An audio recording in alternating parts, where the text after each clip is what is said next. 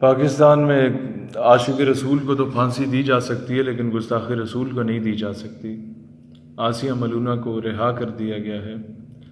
Australia کی parliament نے گستاخ رسول کے خلاف فیصلہ دیا، اور جب رحم کی اپیل کی گئی تو اسے بھی مسترد کیا گیا۔ اور پاکستان میں مجھے افسوس سے کہنا پڑ رہا ہے کہ گستاخ رسول کو باعزت بری کیا گیا۔ آج مجھے سمجھ آئی کہ ممتاز قادری بنتے نہیں ہیں، بنائے جاتے ہیں۔ جب گستاخ کو سزا نہیں دی جاتی عدالتوں میں، تو پھر رسول اللہ صلی اللہ علیہ وآلہ وسلم کے غلام اپنے فیصلے خود کرتے ہیں۔ پوپ نے ویٹیکن سٹی میں آسیہ ملونہ کی فیملی کو بلایا، اس کے حق میں آواز اٹھائی۔ کینیڈا کی پارلیمنٹ میں اس کے حق میں آواز اٹھائی گئی۔